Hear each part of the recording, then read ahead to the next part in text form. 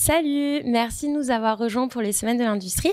Je m'appelle Silène, je suis l'animatrice pour la journée. Si vous connaissez pas My Future, c'est une organisation, une entreprise sociale qui vous aide aussi à trouver vos stages. Aujourd'hui, comme vous pouvez le voir derrière moi, on est chez Seco Tools et je vous présente Hélène. Salut Hélène. Bonjour. Du coup, est-ce que tu peux nous parler un peu de Seco Tools, de l'entreprise en fait? Qu'est-ce que c'est? Alors oui, bien sûr. Donc Seco Tools, c'est un groupe suédois international. Okay. Donc le siège social est basé à Fagersta. D'accord. En Suède. Et au niveau de la France, on a 3 sites. On a un site en Alsace où il y a à peu près 150 collaborateurs, un site vers Grenoble où ils sont une trentaine. Et nous, ici à Bourges, c'est le siège social. Donc on est 220 et notre cœur de métier, c'est la fabrication d'outils coupants. Ok. Donc ça va être de l'usinage. Ouais. Donc l'enlèvement de matière, pour expliquer un petit peu. D'accord. Qu'est-ce que c'est l'enlèvement de matière, du coup, l'usinage Donc au début, on part d'une matière brute. Ouais. Et après, avec différents outils, notamment des fraises, on va fabriquer d'autres outils coupants. Donc c'est ça qui est assez rigolo chez Seco, c'est que de part des fraises, on fabrique d'autres fraises. Donc par exemple... Ok. Ah bah parfait, t'en as une. Voilà, ça c'est un exemple de fraises qu'on peut fabriquer ici chez Seco à Bourges. D'accord. Donc super. C'est en acier et en inox et ça permet donc certains outils quand il est branché sur une machine à forte vitesse de rotation, il enlève la matière d'une autre pièce.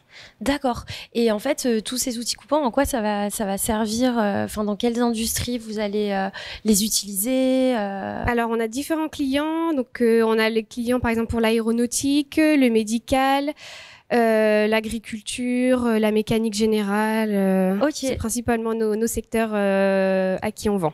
D'accord. Ok, super. Bon, bah merci. Est-ce que tu veux me montrer peut-être un peu l'entreprise? Oui. On va aller interviewer 3 personnes, je crois. Oui, c'est ça. Super. Alors, je vous laisse me suivre. Merci. Ouais, c'est super beau en tout cas. Alors, les locaux ont été refaits, oui, en 2020, donc tout est neuf. Ok. Donc là, c'est ce qu'on appelle le patio, c'est l'accueil, en fait. D'accord. C'est super lumineux. Voilà, donc là l'escalier permet d'accéder au bâtiment qu'on appelle la SU, donc c'est les Sales Unit, donc ce qui veut dire les ventes, les fonctions support. Donc là c'est vraiment la partie administrative. Voilà, ok. Administratif, bureau, tout ça. Ok. C'est ça. Et là nous on va plutôt se diriger côté PU, donc Product Unit. D'accord. Donc notre atelier de production pour vous présenter 3 métiers de l'industrie pour votre semaine de l'industrie. D'accord, super. Et donc là tu nous emmènes... Donc dans l'atelier, ok, il y a un badge, c'est super sécurisé. C'est très sécurisé, oui. Ok, pour accéder à l'atelier de production. Ok, d'accord. Wow. Donc il se présente comme ça. Ok, il y a beaucoup de bruit. C'est assez bruyant, le fait qu'il y ait plusieurs machines, mais ok. Les opérateurs qui travaillent dans l'atelier ou les techniciens d'atelier, les chefs d'équipe ont des bouchons d'oreilles à leur disposition. D'accord, oui, pour vraiment... Ouais. Ok. Ça. Comment ok, donc là il y a des lignes jaunes aussi. Oui. Donc c'est des allées de sécurité. Donc ceux qui n'ont pas de chaussures de sécurité, donc comme nous, on doit respecter les allées et ne pas dépasser les lignes jaunes. Ok, d'accord. Bon bah moi je te suis. Hein, Eh ben allez. Là tu m'emmènes voir qui du coup? Alors je t'emmène voir Aline, qui est opératrice sur machine. Ok. Donc qui travaille là-bas au fond à gauche. Ok, waouh, il y a vraiment d'énormes machines. On se demande à quoi elles servent toutes. Alors ici, c'est toutes des centres de fraisage. D'accord. Donc pour concevoir les pièces qu'on a pu voir tout à l'heure. Ok, d'accord. Super. Waouh. C'est assez impressionnant. Donc, la différentes machines. Là, c'est la partie contrôle. Est-ce que... il y a toujours autant de monde qui travaille ici. Alors, les opérateurs, donc il y a 2 équipes chez nous. Il y a une équipe du matin qui fait 5h, 12h30. Ok. Ils sont à peu près une vingtaine. D'accord. Et pareil, l'après-midi, une vingtaine. Et là, les horaires, c'est 12h30, 20h. Ok, d'accord. Bon, bah super. Et donc, du coup, je vous emmène voir Aline. Ah bah génial. Donc là, je peux pas dépasser parce que j'ai pas des chaussures. C'est ça. Bon, bah merci Hélène. Donc, du coup, je passe le micro à Aline. Salut Aline. Bonjour. Alors, tu es opératrice. C'est ça. D'accord. Est-ce que tu peux m'en dire plus sur son métier? Qu'est-ce que c'est, opératrice? Alors en fait, on commande les machines. On prépare un peu toutes les commandes, les pièces pour les monter en machine. Et après, elles sont usinées, histoire de sortir les outils Ok, finis. usiné, ça veut dire... Ça veut dire qu'en gros, comme si on les taillait. Avec, D'accord. C'est ça. Et quel genre de machine vous préparez du coup On prépare des pièces, après, c'est des outils qui sont utilisés sur exactement les mêmes machines qu'on utilise nous pour les faire en fait. Ok, d'accord. Et ces outils sont envoyés aux clients? Comment ça se passe? C'est ça. Alors nous, on les fabrique, on a les bruts, on les fabrique, donc on les taille de manière à sortir l'outil. Et après, ils sont passés en traitement pour pouvoir que l'outil soit fini. Et des plaquettes sont montées dessus pour que l'outil puisse être utilisé ensuite dans les différentes entreprises. D'accord. Et donc vous avez des commandes, j'imagine, que les clients y font? C'est ça. Tu reçois la commande et du coup tu crées la pièce en fonction de... C'est ça. Donc on a les programmeurs qui nous font les programmes pour la pièce sur un brut. Ok. Nous, on taille la pièce. Ok. Une fois que la pièce est terminée, on la sort de la machine. Ok. On la contrôle pour voir si dimensionnellement tout est bon. Ok, ouais. Donc on les contrôle avec les plaquettes que les... Les plaquettes, c'est quoi, tu m'as dit? C'est des... Comment expliquer? C'est des choses qu'on rajoute vraiment sur l'outil. Donc qui sont, une fois que c'est usé, en fait, nous c'est un outil qu'on utilise de base. Et en fait, c'est les clients ensuite changent juste les plaquettes pour pouvoir garder vraiment l'outil de base. Comme un tournevis à plusieurs embouts, où on peut racheter vraiment que les embouts, si vous préférez. Ok, je vois mieux. Merci. C'est plus clair comme ça. Ok, et du coup, d'accord. Et qu'est-ce qui t'a... Enfin, c'est quoi ta formation? Comment t'en es arrivée à devenir opératrice ici? À la base, c'est pas du tout le métier que je voulais faire. D'accord. J'avais fait une école d'infirmière. D'accord. Ok. Rien à voir. Moi, j'ai fait une reconversion professionnelle. Mais c'est trop intéressant. Donc, déjà, est-ce que tu peux expliquer ce que c'est une reconversion parce que c'est pas forcément un terme. Alors, donc moi, j'ai fait une école d'infirmière. Je me suis rendu compte que ça me plaisait pas. Ok. Donc j'ai arrêté. Et c'est vrai que j'ai fait plusieurs petits boulots à côté. Et je me suis retrouvée pendant un temps au chômage. D'accord. Et Pôle Emploi m'ont proposé cette formation. Donc de cette formation, je connaissais pas du tout le métier. Je suis comme vous, hein, je le connaissais pas du tout. Ok. J'ai passé les concours. J'ai passé les concours et ça s'est bien passé. D'accord. Je me suis dit c'est un métier qui me plaisait. Je savais que je voulais faire un métier manuel de base. Oh oui, d'accord. Donc j'ai continué la formation et c'est vrai qu'en découvrant le métier, c'est vraiment quelque chose qui m'intéressait de plus en plus. Donc j'ai continué là-dedans et puis je m'y plais bien. D'accord. Et ça fait combien de temps que tu fais ça maintenant? Maintenant, ça fait 5 ans. 5 ans? Ouais. Ok. Et donc, du coup, oui, c'est manuel, tu utilises beaucoup tes mains, t'es debout, c'est sportif comme métier. C'est vrai, c'est sûr qu'il faut aimer les métiers manuels. On est rarement assis à travailler derrière un bureau ou quoi que ce soit. Ok, d'accord. Et donc, du coup, ton poste de travail, c'est ici. Ouais. Ok, et là... Et puis ici, oui, voilà, c'est ici qu'on contrôle les pièces. D'accord. Là, c'est là où tu contrôles les pièces. C'est ça.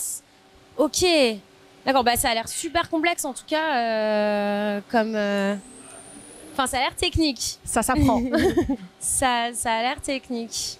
Ok. Et du coup, est-ce que y a des choses que t'aimes particulièrement dans ce métier? Enfin, j'imagine que c'est le côté manuel. Ce que j'aime, c'est le côté manuel principalement. Après, je sais que c'est beaucoup... on a besoin des maths. Ah d'accord. Donc moi je sais que j'aime. Ouais, c'est ça. Okay. Tout ce qui est mathématiques, c'est vraiment une matière qui me plaisait. Ouais. Et après l'autonomie dans le métier. On sait ce qu'on a à faire et on gère notre journée un peu comme on le souhaite. Donc ah ouais. C'est ça. Après à partir du moment où notre boulot est fait à la fin de la journée, c'est bon. Mais c'est vrai que on a cette autonomie où on se gère. Voilà, on a nos commandes et on se gère comme. D'accord. Donc pour quelqu'un qui aime pas trop avoir un supérieur qui soit sur le dos alors, systématiquement, c'est ça. On sait ce qu'on a à faire, on a des objectifs à la semaine, donc après oui c'est beaucoup plus simple. Okay. On gère notre temps comme ah ouais c'est super. Donc c'est vrai que c'est ça qui est agréable. Ok. Et puis faut pas aimer rester à rien faire non plus. Faut aimer bouger, faut aimer. C'est sportif ouais, quoi. C'est ça. Ok. Et est-ce que y a des idées un peu reçues sur ton travail Des idées reçues. Après, c'est un métier très masculin de base. Hein. Ça reste l'usine, donc. Ouais. Mais il y a de plus en plus de filles qui s'y mettent et je trouve ça bien. Du coup, la mentalité change aussi. Génial. Et moi, c'est ça que j'aime bien. Après, travailler au milieu de garçons, c'est pas quelque chose qui me dérangeait de base. Ouais. Mais c'est vrai que ça se féminise plus. C'est super. C'est super. Bon, mais en tout cas, je suis ravie de t'avoir rencontré. De même. Merci. Merci à vous. Et on va du coup aller voir notre deuxième personne. Je vais suivre Hélène. Oui. Du coup, je te suis. Alors là, on va aller voir Stéphane, donc, qui travaille à la logistique. Donc ça va être par là-bas. Ok. Super. Donc ça va être sur ce qu'on appelle la plateforme, donc les bureaux qu'on aperçoit là-bas en haut. Ok, génial.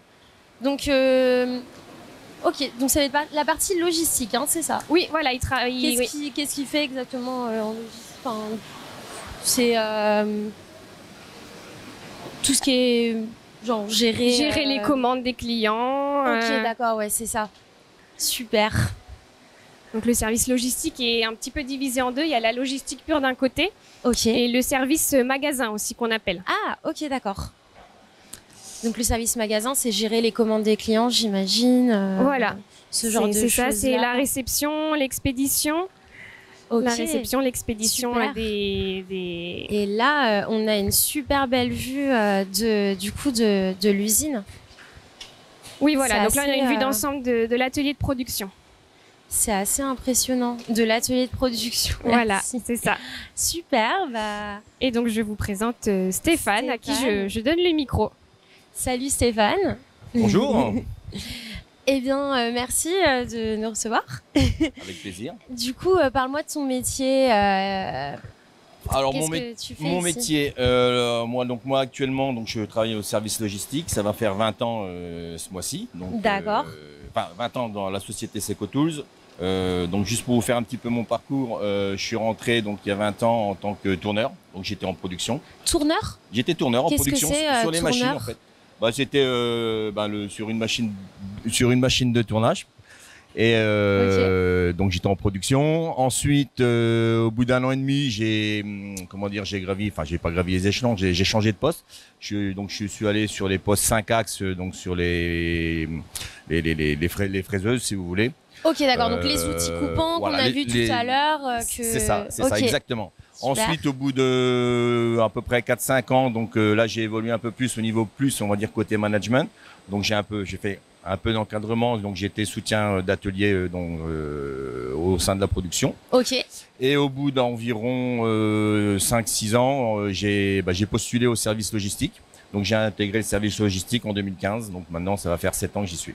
D'accord, donc en fait, là ce que je comprends dans ce que tu me dis, c'est que dans cette entreprise, il y a vraiment une possibilité de gravir les échelons, bouger, de changer de poste. C'est ça, c'est là-dessus exactement je voulais rebondir. Donc c'est vrai qu'on est dans une société, on va dire suédoise, donc mondialement connue.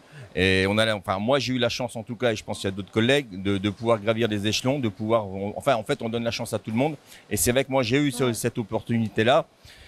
Et j'avoue que c'est peut-être pas donné dans toutes les sociétés, mais aujourd'hui, je pense que faut pas s'arrêter en disant voilà, je vais rester au même niveau. Je pense que quand on a de l'ambition, quand on a envie de faire des choses, quand on se donne les moyens et quand on a des valeurs, je veux dire voilà, qui sont les siennes, je pense qu'on peut arriver à gravir des échelons. Enfin moi, c'est ce que j'ai eu la chance, de pouvoir bénéficier de ça. Donc voilà. Aujourd'hui, voilà. Ok, parce que du coup, au début, tu étais vraiment parti plus dans quelque chose de manuel. C'est ça, clairement. Et t'es monté, t'es devenu plus... Moi, là-bas, j'étais pas du tout logisticien. Donc, c'est vrai que le côté, on va dire, gestion de production, planification, c'était pas du tout mon truc au départ. Qu'est-ce que c'est la gestion de production, planification, en quelques mots? En fait, aujourd'hui, je m'occupe essentiellement moi, je m'occupe plus de la partie custom, c'est-à-dire les outils spéciaux. Ok, d'accord. En fait, il y a une ligne standard, une ligne spéciale. D'accord, c'est ligne standard, ligne spéciale. Ouais, en fait, on vend des outils standards qui sont destinés. En fait, on alimente un stock qui se situe aux Pays-Bas, et en fait, les clients commandent sur un catalogue des produits standards, comme vous pouvez commander sur Amazon, des choses, voilà. Et ensuite, les Pays-Bas délivrent directement, disons, aux clients les outils. Au niveau du custom, c'est différent. En fait, le client passe une commande, et en fait, c'est de la vente direct client, en fait. D'accord. Voilà. Ok. Donc c'est pas sur catalogue, c'est vraiment sur commande. Ok. Donc moi je c'est m'occupe vraiment... de tout ce qui est partie custom, donc du lancement du MO, du suivi. Du MO, c'est. En fait c'est la gamme c'est la gamme de fabrication qu'on lance. Voilà. D'accord. C'est le produit, voilà, on a tout le flux en fait sur les MO, on a tout le flux qui détermine le produit. En fait de la pro-matière jusqu'à la livraison en fait. Ok. Et nous en fait au service logistique, on est chargé en fait de s'occuper. En fait, dès que la commande rentre dans le système jusqu'à la livraison, on est responsable au niveau de la logistique. Ok. Voilà. Donc en fait, toi, tu t'occupes un peu du chemin de suivre la commande, de faire en sorte que tout se passe bien. Exactement. On est en charge d'avoir les bonnes matières, tous les composants. Enfin, en fait, d'être sûr en fait que ça va rouler. Du début jusqu'à la fin. Donc c'est un rôle super important. Hein. C'est un rôle important parce que le service logistique, en fait, c'est vrai que on est au centre en fait du flux. Et en fait, tous les services sont greffés à nous. Et en fait, on a des interactions en permanence avec les autres services. Ok, donc ça veut dire que oui, tu parles avec des personnes qui font des activités complètement différentes. C'est ça. Donc du coup, tu côtoies d'autres cultures de travail.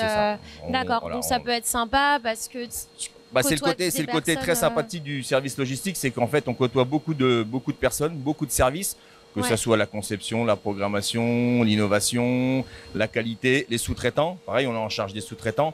Donc les sous-traitants, juste rappelle ce que c'est.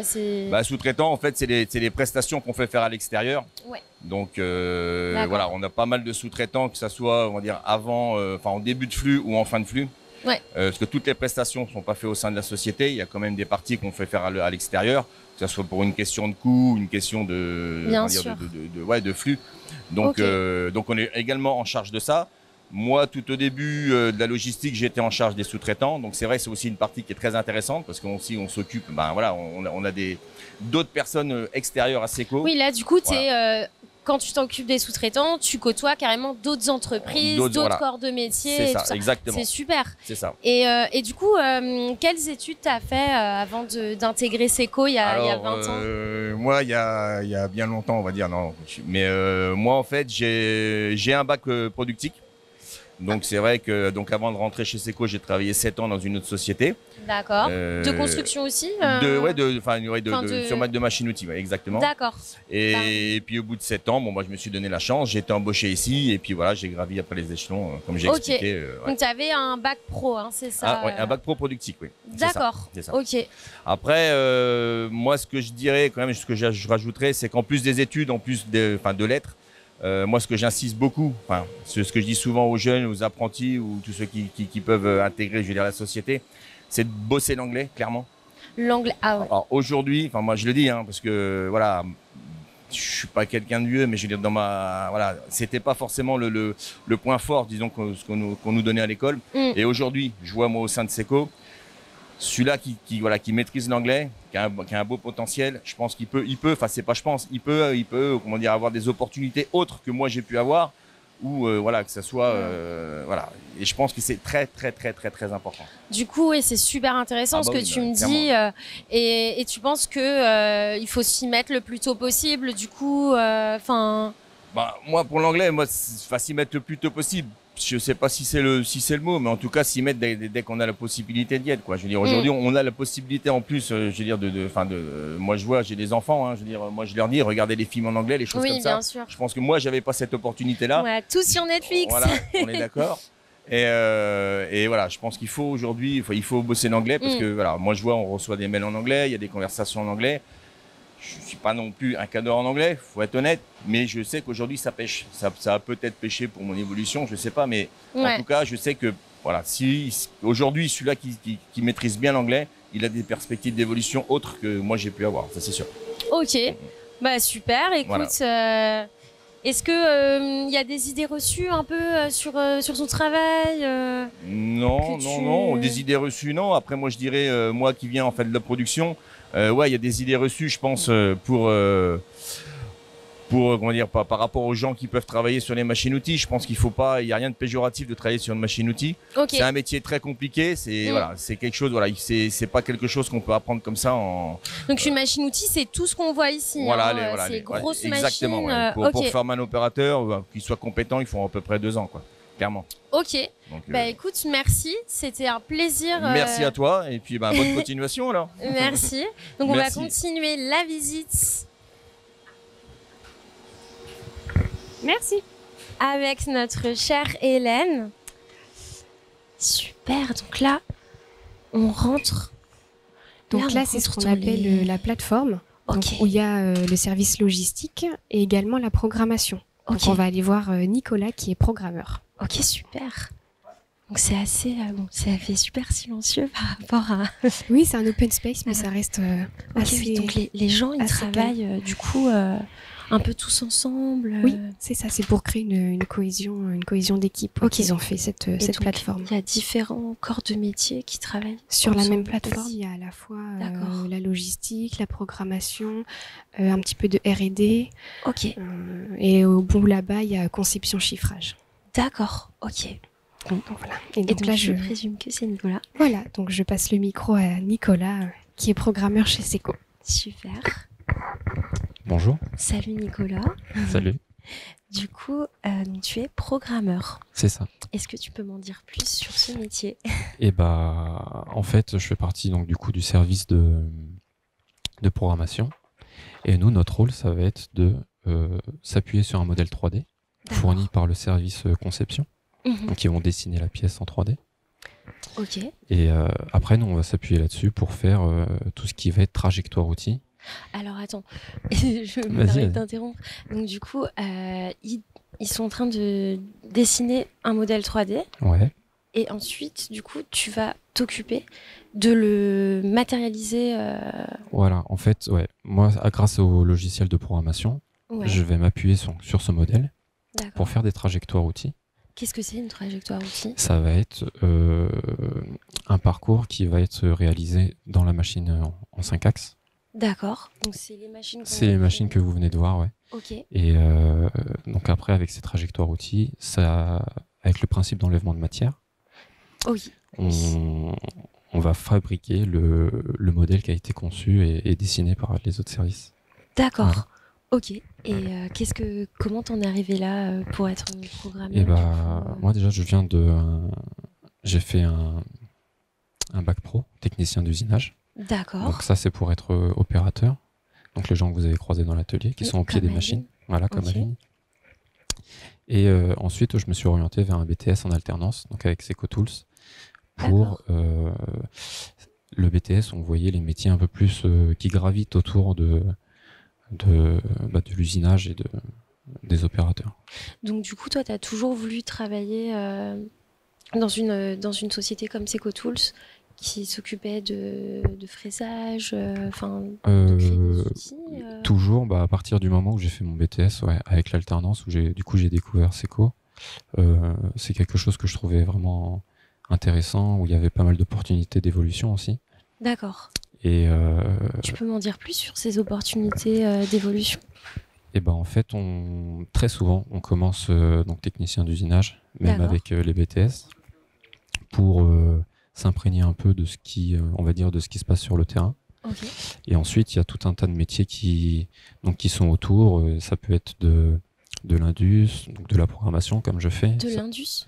L'industrialisation. D'accord. Donc c'est eux qui vont planifier un peu comment on va réaliser la pièce et les différentes étapes du produit jusqu'à la phase finale en fait. Donc du début jusqu'à la phase finale.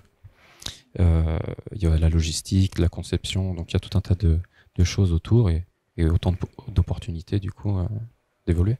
D'accord, ok. Voilà. Et du coup, une journée type ça ressemble à quoi? Une journée type... Tu commences à quelle heure en fait, moi je suis en horaire variable, donc je peux venir donc, de 7h à 9h ici. Ok. Et après, le principe, c'est il faut que je fasse mes heures donc de boulot et je peux un peu m'organiser comme je veux sur la semaine, sur le mois. Ok, donc c'est super pratique en fait. Est-ce que tu peux travailler aussi de chez toi en télétravail ou depuis le Covid, en fait, ça a vachement accéléré tout ça, le télétravail et tout. Et donc, du coup, maintenant, on a un accord. D'accord. Et on a la possibilité de travailler de chez nous 2 fois par semaine, il me semble, environ. D'accord. En moyenne. Ok. Voilà. Super. Et c'est vachement cool, quoi, parce qu'on peut pour ceux qui ont des enfants, qui ont des impératifs, des choses comme ça, où quand on est malade, qu'on peut pas trop se déplacer, mais qu'on peut quand même travailler de chez nous, c'est une solution. Ouais, bien sûr. C'est une solution efficace, quoi. Et qu'est-ce qui te plaît le plus en fait dans le métier de programmeur? Ça va être la diversité de tous les produits qu'on peut voir. D'accord. Parce que ici on a plusieurs flux de produits. On va avoir tout ce qui va être. Tu peux me rappeler les flux, ce que c'est les flux de produits? Ouais, en gros on va dire qu'on en a 3 et on va avoir tout ce qui est le flux standard, donc qui répond à un catalogue client. D'accord. Comme quand on commande quelque chose n'importe où, quelque chose de standard. On va avoir un flux produit custom. Ça va être des demandes spécifiques clients, donc avec des détails qui peuvent changer, pour répondre à une attente spécifique. Ok. Voilà. Et on va avoir aussi le flux R&D. Donc ça, c'est ce qui vient avant le flux standard. Donc recherche et développement. Recherche et développement, exactement. Et où du coup, il y a toute l'élaboration du produit, les tests, que ce soit en centre d'essai ou alors chez des clients directement. D'accord. Et voilà. Donc en fait, c'est les 3 gros flux. Ce que tu aimes, c'est vraiment la diversité, le fait de... Ouais, c'est ça. Du jour au lendemain, on peut passer sur des pièces qui n'ont rien à voir. Comme par exemple, travailler sur des pièces d'aéronautique et pour médical. Ouais, ça peut être ça. Du médical, on en fait très peu ici. D'accord. Mais ça peut être des grosses pièces, des gros outils pour de l'aéronautique. Donc, qui peuvent répondre à des attentes sur des grandes chaînes, on va dire, des grandes chaînes de production. Ok. Et après, des toutes petites pièces qui vont être de l'unitaire ou des choses vraiment, vraiment précises. D'accord. Voilà. Ok. En tout cas, je te remercie de rien, avec plaisir. Pour ces éclairs, pour ces explications. Je crois que on va se diriger. Salut Nicolas, merci. Du coup, où est-ce que tu nous emmènes maintenant? Pour clôturer, on va aller se mettre tranquillement dans les canapés au patio. Ok, super. Pour être au calme. Je te suis. Ah, merci. Merci.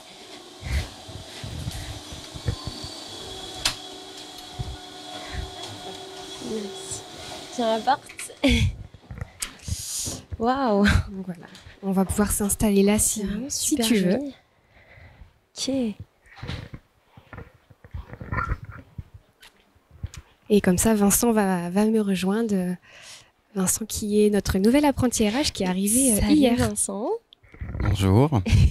Donc tu es apprenti RH. Oui, tout à fait. J'ai intégré Seco depuis hier. Ah oui. Voilà. Donc c'est super tout frais et je démarre pour 2 ans avec Seco. Donc c'est un grand voyage là qui se prépare. Dans le cadre d'un master RH. Un master RH, d'accord. RH. Ok. Donc du coup, en quoi ça consiste la RH chez Seco Tools? Donc moi, ça fait un petit peu plus de 2 ans que je suis dans les ressources humaines. Avant, j'avais un parcours commercial. Ok. RH, ça touche tous les domaines. Le dialogue social, le recrutement, la formation, la gestion de carrière. La fin de carrière aussi. Donc du coup, la gestion de carrière, c'est vraiment gérer la carrière de toutes les personnes qui sont chez Seco Tools.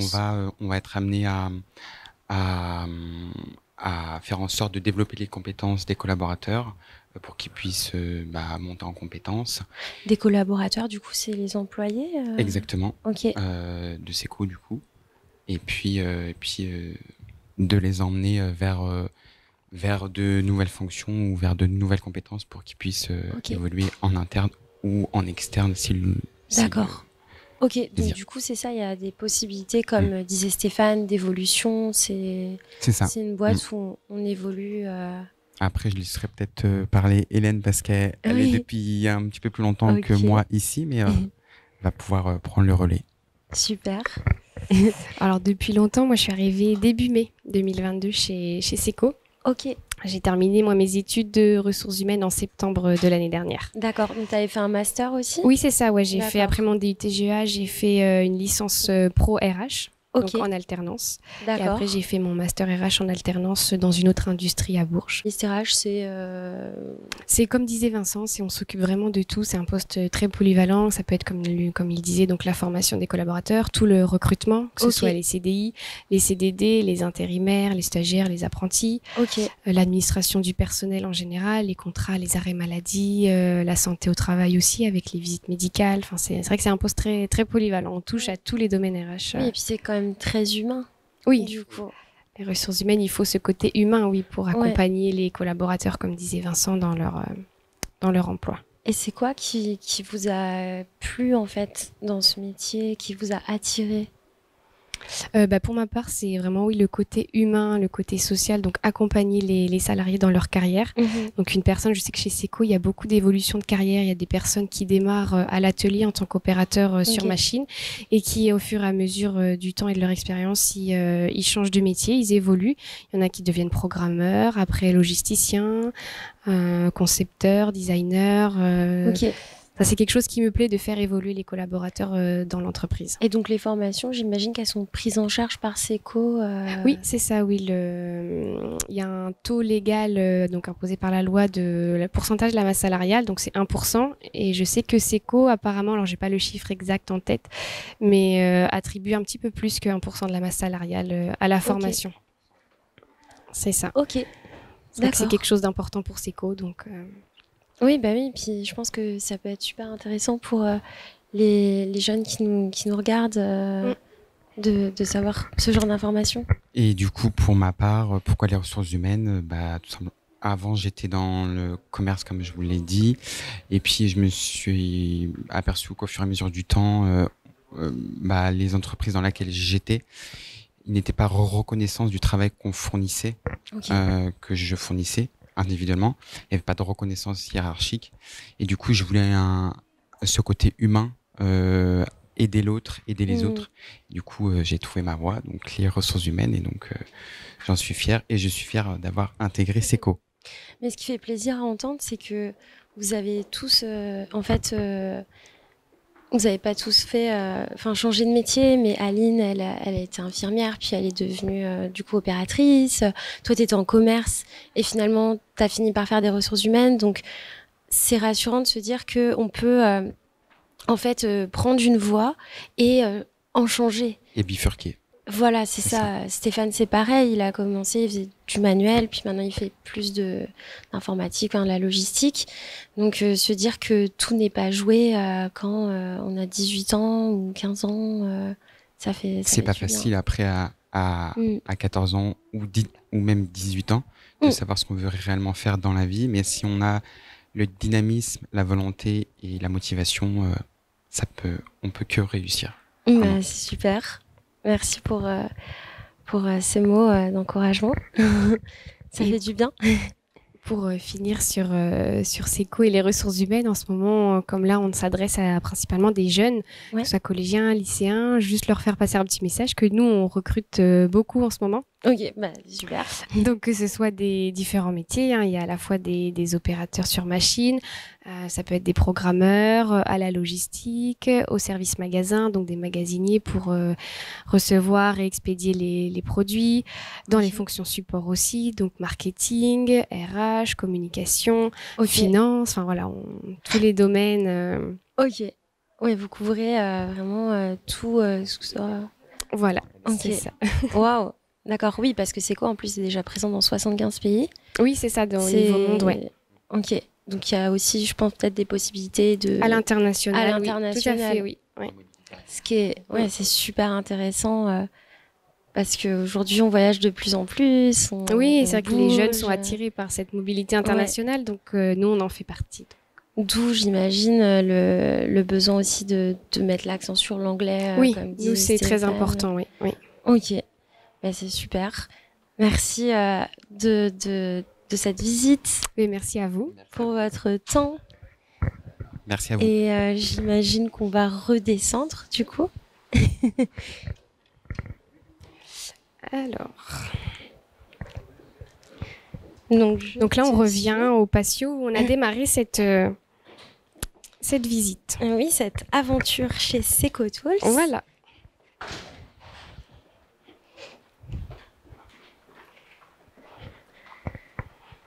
En tout cas, C'est assez agréable comme environnement de travail. Oui, c'est vrai que... Très, très beau. Le bâtiment donne envie et la qualité du travail est très importante pour Seco. Bah, c'est super, ça fait vraiment plaisir à entendre. Merci. En tout cas, merci Hélène. Et merci à vous. Beaucoup. Et puis, je vous dis à bientôt pour une prochaine visite. N'hésitez pas à poser toutes vos questions dans le chat et les modérateurs vous répondront. Salut, à bientôt.